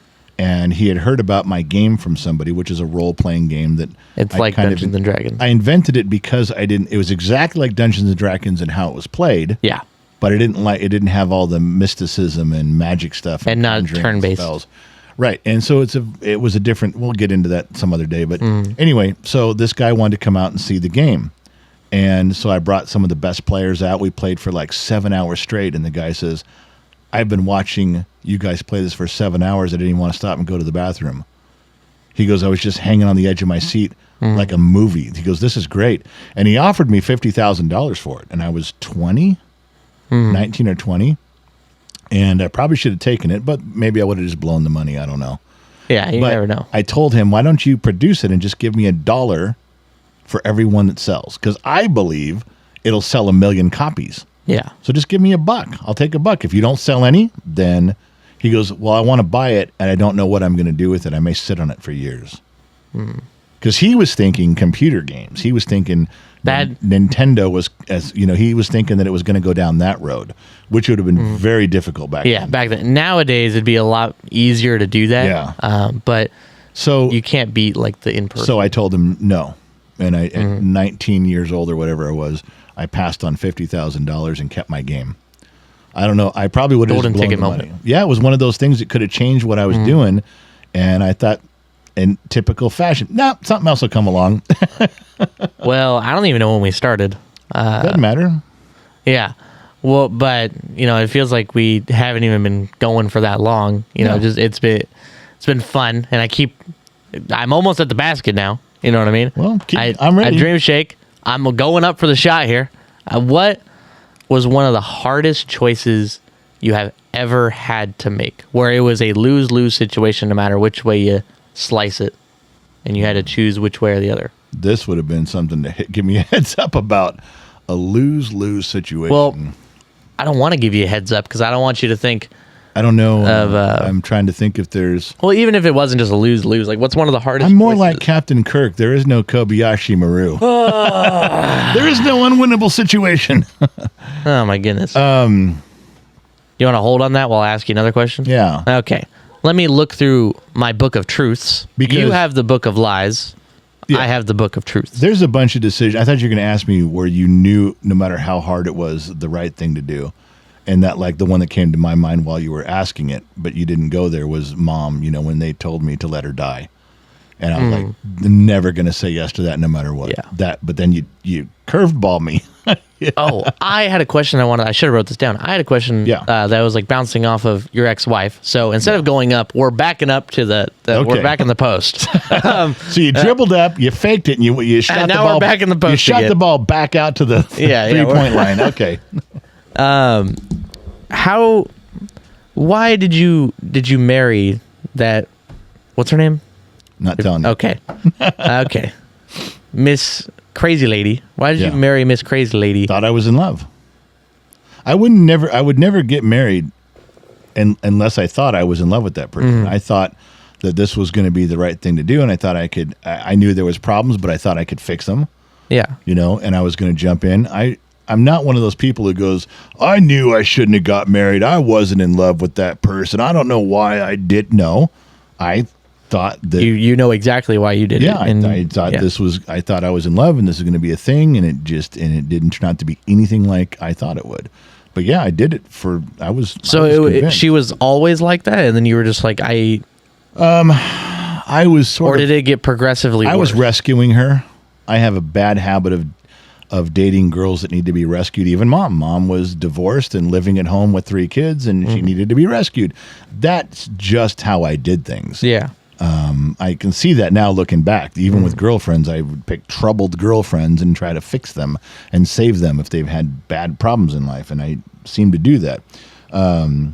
But I knew I was in love with her, and I knew that she had issues, but I thought, we all have issues. I'm sure she's looking at me with my issues and thinking she can help me with mine. I'll help her with hers, and that's why I didn't anticipate it being unfixable or getting worse, and it did. So it was already like kind of like not the greatest, but like manageable, and you were like, I can make this work. Yeah. And you thought a marriage would fix it, and you were like, it's just Well, help we it? were when we were together, there was good times where I'm like, okay, see, if we could just kind of shed the baggage off, we can keep these good moments and make them more often and longer. Yeah. That's what I thought. But one thing that worked against me was her drinking. I would drink shots of whiskey, and I didn't mind getting a buzz, and I didn't mind drinking, but she got to where she drank all the time. Yeah, it was like and it just chain. made it worse. And it was like, how do you fix that? You know, there's just no coming back from that. And there's, I don't know, it just went downhill to where it just wears you out, to where you just don't want to get up in the morning. Nothing, a tough relationship like that you're stuck in wears you down to where you don't, it tears you down as a person. It makes you less of a person. You can't, you know what you always think of when I did when I was younger, it's like, well, you know, this marriage is terrible, but I'm a good person and I'm getting up every day and I'm going to work and I'm chipper about my life. And, you know, you may be bad, but I'm the good part of this relationship. But you don't feel that way. You get up in the morning and you don't want to go to work. You don't want to look in the mirror. You don't want to do anything. You just like, this is just, it destroyed who I was. So it went downhill over the first so many years, and I was done. Yeah, wow. Because now that you won't name her, I understand why you don't talk about it ever. Yeah. How long are you guys married? I don't know, but I will tell you, I don't know, but I will tell you one thing that people judge me for right now terribly. I will tell you, I'm going to say something out loud that people are going to all of a sudden not follow Gen X Talks anymore. I think I know what you're about to say. You've told me this before. We were divorced. I was married to Mom. You were already a baby. You know, we'd been together years. And Mom got cancer and wasn't going to make it. And my ex called me up and said, I hope she dies. She goes, I hope your wife dies. It serves you right. And followed by her saying, you know, if she dies, we can get back together. She all in one sentence or all in one phone call. Ugh. And she said, I hope she dies. And I won't even say the words I told her on the phone, and I hung up. So didn't talk to her again. Of course, mom survived. She lived. She made it.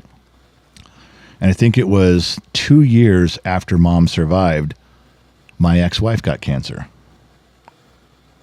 And she called me and started saying something. I said, I don't have any feelings for you on this topic at all. Why don't I just tell you the same thing? I hope you die. That's what you told my wife. You told me you hope my wife die. Why can't I say the same thing to you? Well, I just want to see the kids. And I said, I hope you die. Isn't that what you want to hear? Aren't those the words I'm allowed to say to you? Can I say that?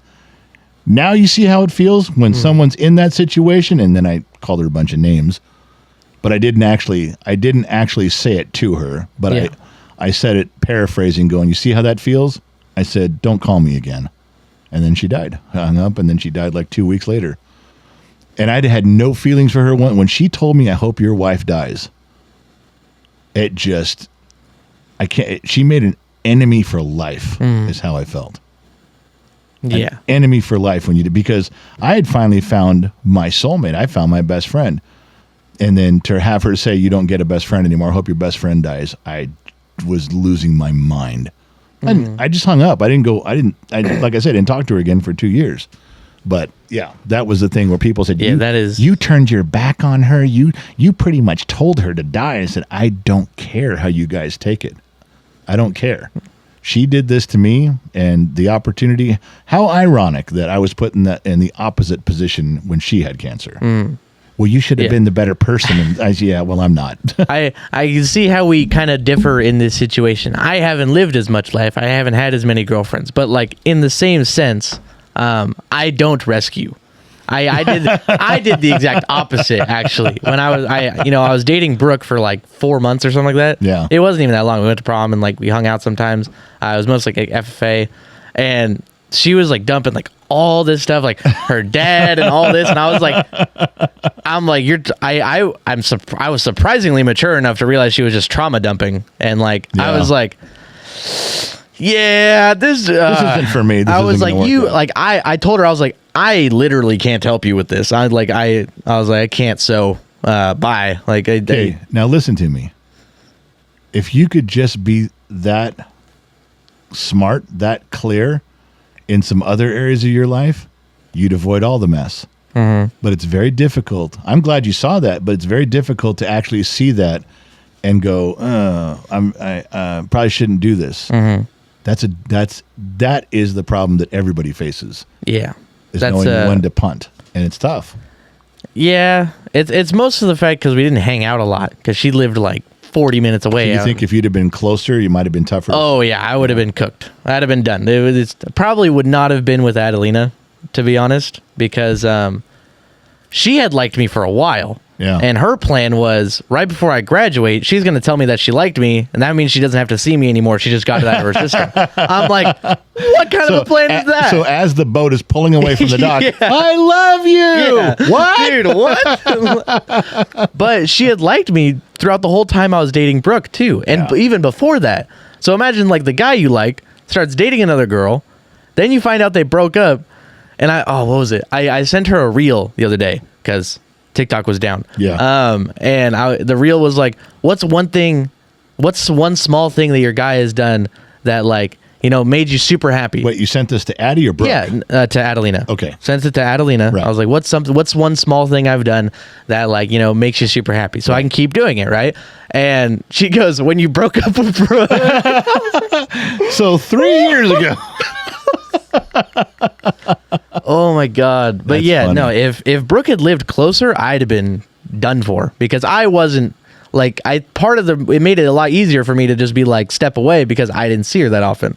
If I had saw her a lot more, I would have tried to rescue her and like I'd have been done. Well, And that's why I asked you that question, not to like pry and like be it's- like that, so that I know. I don't think that my life has been something I would ever tell anybody to follow as an example. I think I would take the Charles Barkley route and say, I ain't no example. Don't look Yeah. to me. I ain't nobody's hero. I don't look to me for follow my life. No, Yeah. you just tell people, don't follow me. Not that he's a bad You person. can learn from the mistakes though. Yeah, you could, but I just wouldn't say I'm a role model, emulate me. No. Yeah. Pick apart the bad parts and go, don't do those. Pick apart the good parts, do those, and then create the rest on your own. That's what I was just doing. I was literally like, well, why'd you marry this girl? And what happened here and this and that? Well, that was it. It was it was a very tumultuous time for me, but I wish I could go back and avoid some of those things and move. And so does Mom. Like we said, we've talked about it, just being silly about it. Would you go back? Yeah, we'd avoid marrying the other people we were married or dating the other people we dated, and we'd go right into our life together and maybe throw in a few little caveats, college degrees, and try football, see what you can do there. And if it doesn't work out, do something else. But wouldn't miss them because you can't go back and do them later. Well, balls at the top of the key here. I'm going to come set you a screen. Okay. I'm going to roll to the basket. We're going to see where it goes. You went to a public high school. So you went to the private school till 6th grade or 5th grade? 7th grade. 7th grade. I Okay. got kicked out just after. Yeah, because I know you went to a middle school. Madison Junior High. There we Yeah. go. Then you went to Poly. John H. Francis Polytechnic High School. Yeah. Okay. It's like whenever I'd say my middle school. Earl J. Warren Junior High School, bro. It's not that serious. It's like, But you only get so many times in life you can say it. You might as well take that's advantage. true. Well, when you went to Madison Junior High, did you just fully embrace the fact that you were going to a new public school, or did you still have ties to? I still had ties to Village Christian because I still knew everybody, still in the same neighborhood. I saw them on church on Sunday. Yeah. So, but I'll tell you that at Village, I was a big fish in a small pond.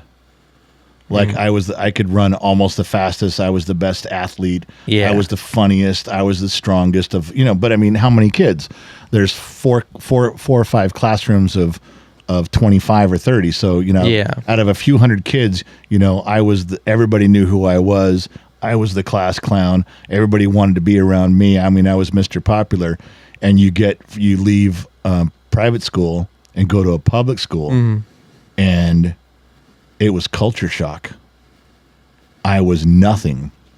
I wasn't as strong as anybody there. I wasn't as fast. I wasn't as clever. Nobody knew me. And at Madison Junior High, my first year there, it was part of LA Unified School District's busing program. So they would take 6 or 7 busloads of black kids from Watts and bring them up to our school. We didn't want them there because we didn't know them. They didn't want to be there. They're like, why are they making us go to this school? And wasn't like we don't like blacks or they don't like whites. It wasn't that at all. It's just that you're busting in all these kids who are from a completely different world than you live in. Yeah. Their life was much different than mine. I'm middle class white suburb American, and these guys are from Watts, and we didn't mix at all. Mm-hmm. And it was very tough. There was a lot of fights, a lot of gang fights, and I walk into that.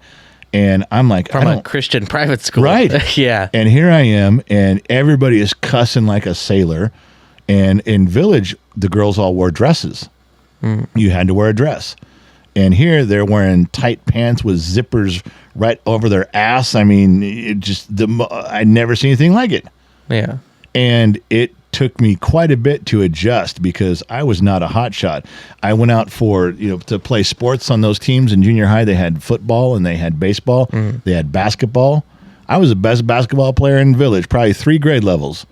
I couldn't even make the team at Madison. I mean, these boys could play ball. Yeah. These boys slept with that basketball at night. That's how I felt going from, just playing school ball to the leagues and the travel. Like, yeah, it's a whole different big thing. Adjustment. Yeah. And I will tell you that I fit in and I made some very good friends. And that's where I got into drama and play production. Mm. And in junior high, I know you've probably heard me mention it once in a while. There was very famous people that went on to be very famous actors and actresses that I hung out with on a daily basis. We were all friends back then. Yeah. We don't know each other now, and they wouldn't know me from Adam. Yeah. But Shawnee Smith, if you looked up her name, and she was in movies and had TV shows. Walter Koenig's son. Walter Koenig, his son was Josh. I knew him as Josh Koenig. I guess he went by a different name, his middle name or something, in high school. Josh Koenig and I were friends. Danny Nucci and I were friends. Danny Nucci was in a bunch of shows and movies in Crimson Tide. He was in The Rock with Sean Connery. Yeah. Josh Koenig was on a TV show. His name was Boner. His nickname was Boner. He was the main star's best friend. God, I can't remember the name. Alan Thicke, I think, was Kirk Cameron was the main kid on it. Anyway, Josh Koenig's dad is Walter Koenig, and I got to meet him one time. Walter Koenig is Chekhov on Star Trek. No way. He was. And you knew that at the time? Yeah, we did.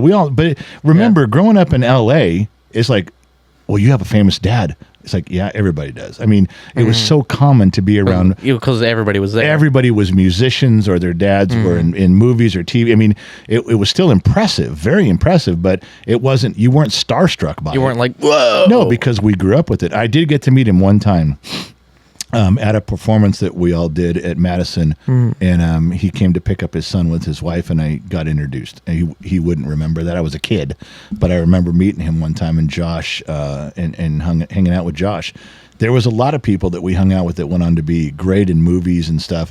And Rodney Beck was a real personal friend of mine. It's the chair, man. Rodney Beck was a real personal friend of mine. And he ended up being a relief pitcher for the San Francisco Giants. Oh, you told me that. Held some of their team records for years. I guess for they just saves. Got broken or something. But he was, people that I knew went on to be great. I went on to be a mechanic. Hey, you're a D-list, F-list celebrity now. So it was culture shock going there. But I met a girl there that. Thought about her every day up until about maybe 10 years ago. It was just one of those impressions that a girl makes on you that you just can't get it out of your head. A lot of things at Madison Junior High really opened my eyes and changed who I was fundamentally and made me a little more prepared to go to public high school.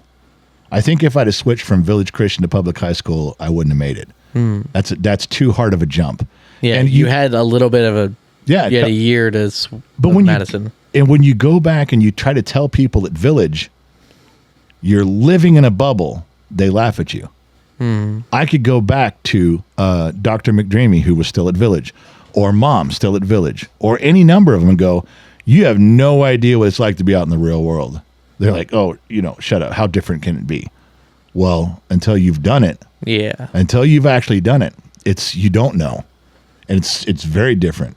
And it changes a lot about you, and it did me. That was a huge thing to get kicked out and go to a public school. Yeah, But that's I will say I'm glad it happened. Mm-hmm. If I could go back and switch, I think the only reason I would stay in the private school was for Mom. Like we could stay and be high school sweethearts, and maybe Yeah. for that aspect.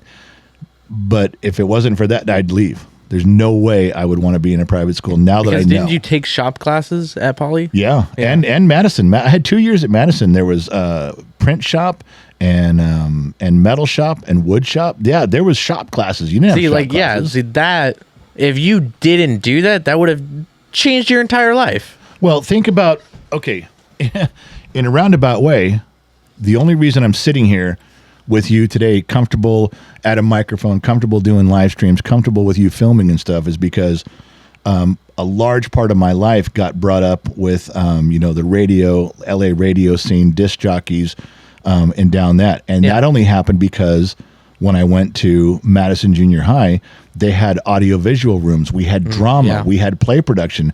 Village Christian didn't have a drama department. They didn't have play production. They didn't have a stage or lights or an auditorium. They didn't have anything. It all came from Madison. That's where I came to that part of my life, which is where we're at now. I wouldn't Yeah. even be doing this with you in Gen X Talks. I wouldn't have that confidence if I hadn't spent those years doing those things. There's one I of wonder them. what the late fee is on that automotive book.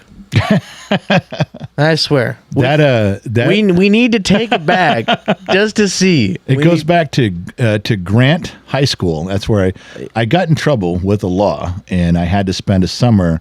They gave me a few choices under supervision, and I chose. There was one of them was an automotive course, and I went to. It was at Grant High School, so I spent the summer going to this automotive course. And it was a complete eye-opening experience in automotive. I'd always tinkered with cars, but I didn't know the fundamentals had never been taught to me.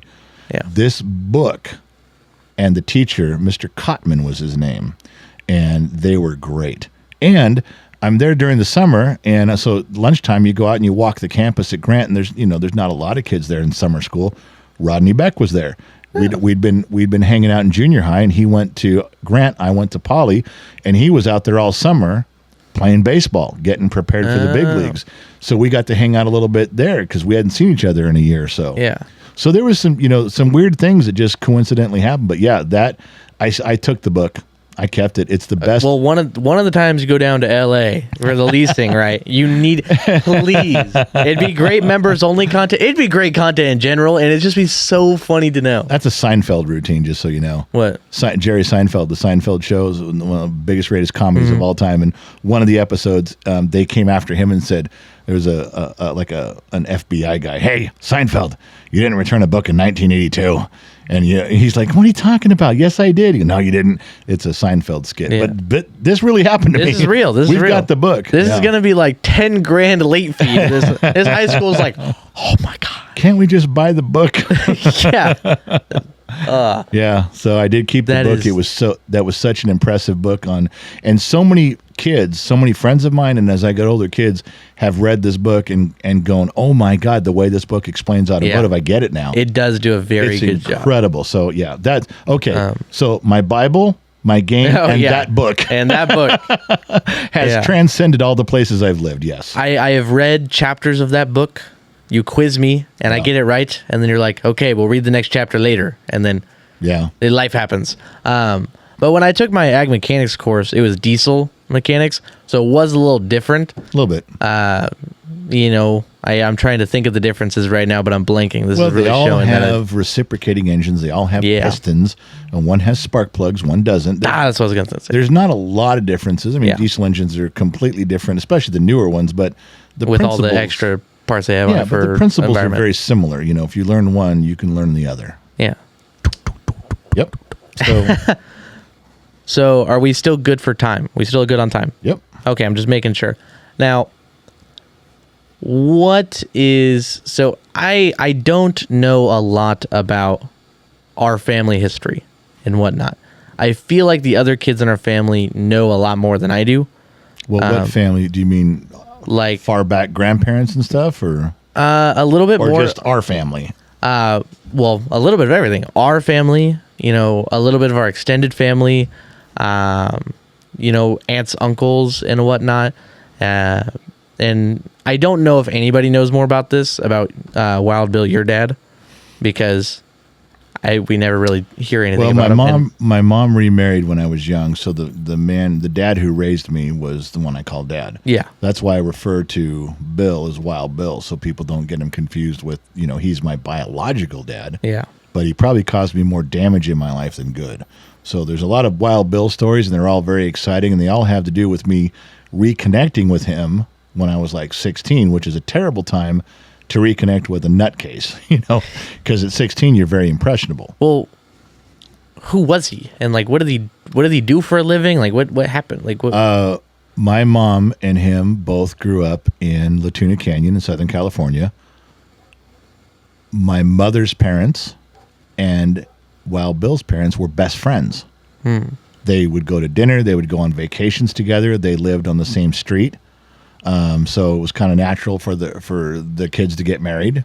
They grew up together. Yeah. They knew each other since they were 0. Yeah. It just didn't work out. And then Wild Bill he could weld. He was a mechanic. He was super smart in a lot of stuff. He went to Vietnam, and he was in Vietnam for, I don't remember how many tours. And he came back, and he was worse when he came back. And my mom still tried to make it work with him, and it didn't work. They lived in Texas for a while. That didn't work, and she finally divorced him and got on with her life. He had a beard bigger than mine, and he'd never wear a shirt, and he always run around in Levi's with no shoes. And he would walk the hills and look for gold and look for antiques and he just was one of those guys who climbed everybody knew him in San Fernando Valley, Sunland Tahunga. Everybody knew him. If, your mother just, our real legal last name, your mother just discovered on a map, we have a mountain named after us down there, and she wanted to know the story. She never heard the story and how we got a hill named after us. Oh. And that was a bad story.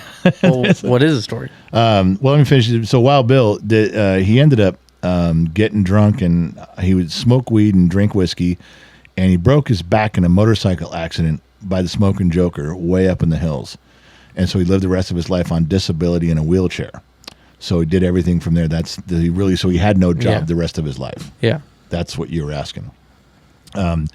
The story is that our family name, our last name, our lineage was 3 brothers that were in Europe that were sentenced to die. And we can either kill you because you're terrible people and you've committed terrible crimes, or we can ship you off to the New World. And they go, well, we'll go to the New World. So they shipped them over here, and they began, and our family lineage goes through after the Revolutionary War, I believe, and then goes through the Civil War and times like that. And out west, there's all these stories of the family doing stuff. Your great-great-grandmother was on the Trail of Tears. He was one of the Indians who walked on the Trail of Tears and didn't die. And that's a big moment in time. And that's on Grandma Dodd's side. Anyway, and so what was I saying? Saying Bill. Yeah. So the 3 brothers got kicked out, came over here and lived their life, and there's all these stories down through time, Trail of Tears, blah blah blah, and to now, and there's a ton of that. And then Wild Bill's dad, which is my grandfather, your great-grandfather, was an inventor. He's actually in the record books as inventing inert gas welding and some other stuff. A lot of story about him. He's a great man. Anyway, his uncle, his great uncle, this is in the 1800s, was out here in California, and in typical fashion with our family last name, he was robbing people. He was robbing stagecoaches and robbing banks or stealing cattle or stealing horses.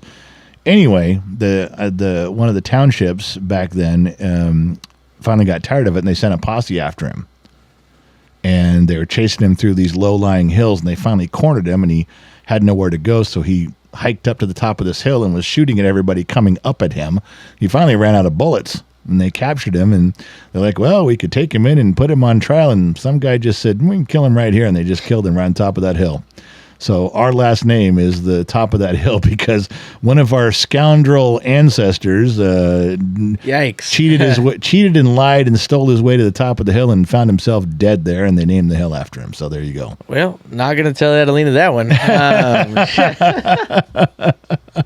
Oh, that is wild. Yeah. Get Wild Bill. That's the stories I was told. So we had somebody on the Trail of Tears. yeah, I didn't know our heritage was that Native American. yeah, and it was Grandma Dodd's mother's last name was Peters, and it was her mother. And I don't know that. So great. Your grandmother in Oregon right now, you could sit with her. She could tell you the whole thing. She's very good on that family history. She could tell you. She could lay it all out. And you probably should get it on film because we'll forget one day. Yeah. Get that written down. But she knew the Oral whole history is not as reliable as people think. Well, just get the story down. You should get the story. So that was On a more lighthearted note, Yeah. lobbing it up to you here. You're probably not going to score on this one. You're probably going to catch the ball and stand there like, why'd you throw this to me? What was the worst outfit you wore back in the old days? Like most, like looking back, you're like, why did I wear that kind of thing? But it was cool then. Yeah, but like now you're like, oh god, if I got I wore okay, I had like Adidas white shoes, socks that pulled all the way up to the top of my calves with all stars around them, stars around the top. And then I had the short gym shorts. Oh, It gets worse. We had a cutoff muscle shirt. It had no sleeves, and it went about halfway down your stomach. Okay? okay. And mine was mesh. Oh, dude, what are you doing? What is that outfit? Oh my goodness, the mesh. Yeah, and it was colored like You were green or wearing something crop too. tops. Yeah, it was a dude. That was probably my worst. Yeah. What? When did you have to wear that? Was that like Well, I didn't have to. I chose to. an everyday wear for me? No, that was I don't. Let's see. When was that? Probably. What are you going to a rave? 83, 84. Yeah. You raving or what? No, it just that was. You wore the that to style. school. I think I wore it out on a Saturday all day, like to the movies and to the park and play basketball and hanging out and Play basketball. meeting chicks. Yeah, You're the white man can't jump. Yeah, they're like pick anybody on this court besides that guy right there. that. Well, you asked the worst one and didn't take me long. I remember. Yeah. I remember that vividly. Yeah, I would too. I was thinking, what's the worst outfit I wore? I was just a highlighter kid in like 6th grade. I wore bright colors, and that was like my thing. There's no picture of me wearing that because there was one. My grandma took it of me like, oh my God, what are you wearing? And years later, I went back and found it and tore it up and go, yeah, that shouldn't exist.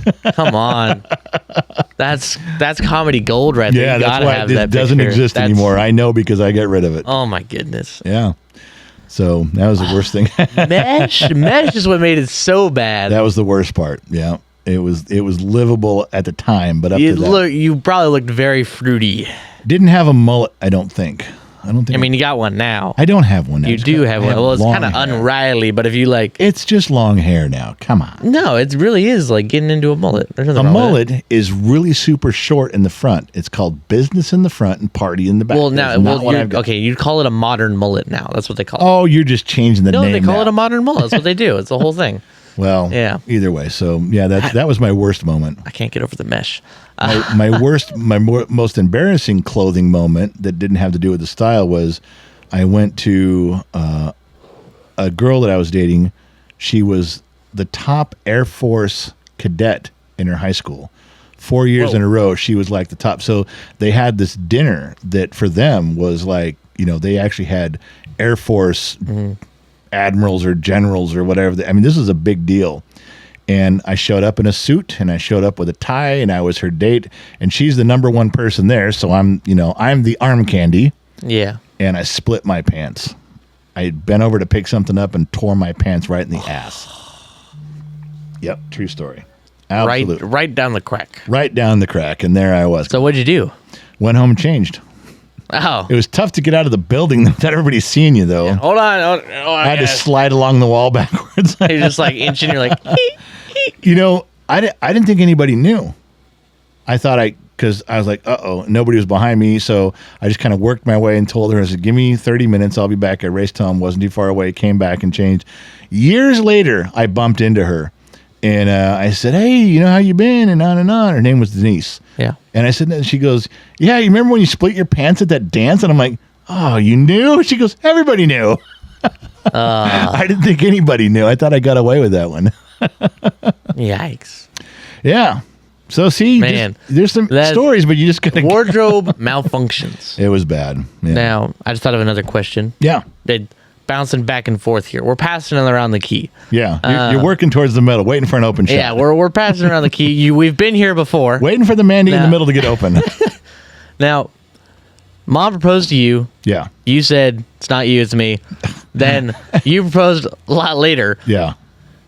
What was the proposal like? Obviously, you had full confidence that she's going to say yes because you said it's not you, it's me before. Right. Like, well, we'd been dating for 2 years by then, and remember, I was divorced, but I had all my kids, and she hadn't really met the kids because I didn't think it was a good idea to bring a woman into, or I don't think it's a good idea for to bring a man or a woman into children's lives. If your dating doesn't work out, they lose their friend too, and they didn't do anything wrong. You got to be locked in. You know, they're thinking, oh, we made friends with this guy, and now he's gone, or this mom figure, now she's gone. So I was very careful about that. Towards the end of the dating, I was pretty sure we were going to be together. So, and like I said, and I brought this up before, we had a routine. I would call her, and at 7:00, she had to be in Southern California, had to be up and dressed and ready to go. She had to be taking the kids to school, drop them off. They also went to Village Christian School. And then she would go to work. So we would talk on the phone as she's driving. And then during her breaks, and then at home, I'd say, okay, we talk all through dinner. We'd watch movies together. We'd watch the same movie together on the phone. And one of us would always fall asleep. So one night, I said, look, it was kind of early. I said, I'm going to crash out. I said, we'll talk to you tomorrow. And we hung up the phone. Now, we didn't talk all night. Once we hung up, that was it till the next morning.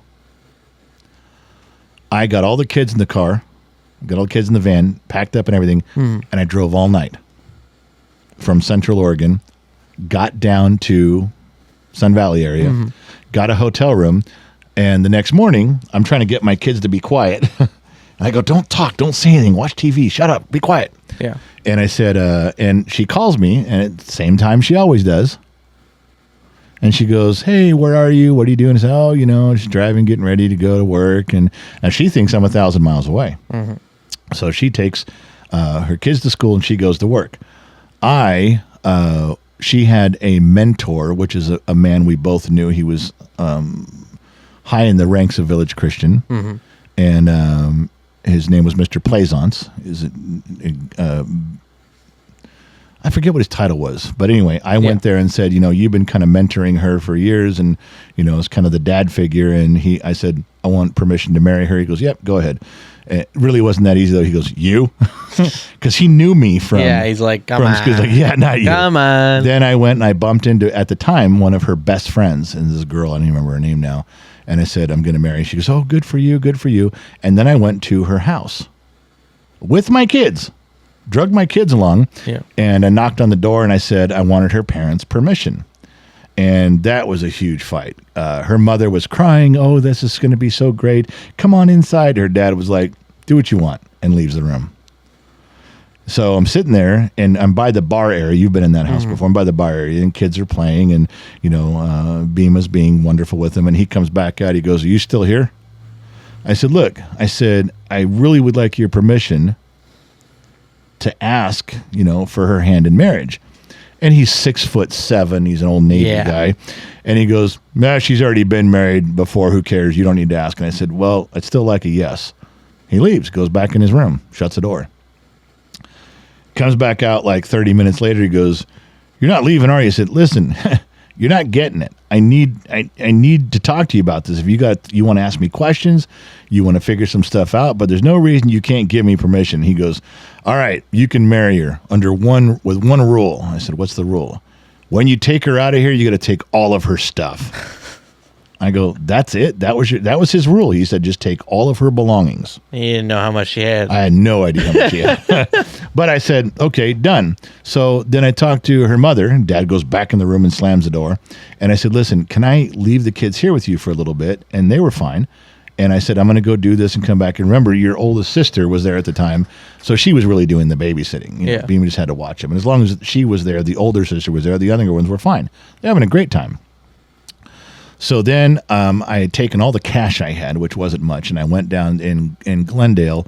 They have kind of a haggling jewelry center out there where you can really get some deals on some stuff if you haggle over prices. And so I did, and I asked them to do some setting thing, and I came back and I got it. And before, so now since I started all this early in the morning, now it's like 2:00 in the afternoon. I've gotten everything done. Her dad finally said yes. I got the ring. I went and got a dozen roses. And I went over to where she worked. Mentioned that she worked at a preschool. Now I knew which room she was in because I had seen that preschool my whole life growing up, and I knew she told me what room she works in. But I also knew that the office people, which were all women, were just snotty bitches. They didn't like mom. They didn't like the other teachers. They were high and mighty, snooty, look down your nose women who none of them could get married again. They all got divorced and couldn't find a man. I wonder why. So I walk in intentionally into the main office holding flowers in a ring box and going, "Hi, I'm looking for this specific teacher here." And it's kind of like a Prince Charming moment, but not for them. Yeah. They had to go, "Oh." They're like, they wish they could have that. Right. Maybe not from me, but, Well, yeah, but they wish they could get a moment general. like that. Right. So even though I knew what room she was in, I made a big deal about it. Oh, she's right down there. So I go down there and I knock on the door and I open the door. It just happened to be she was teaching that preschool. So it was a bunch of 4-year-olds and they were all during nap time. They were all laying down and I opened up the door and walked in with flowers in the ring box. And she's like, now remember, she thought I was in Oregon. yeah. She had no idea. Like 2 hours ago, she thought in Oregon. Right. She had no idea I'd driven all night. And we went through our normal routine of phone calls, and she thought I was at work.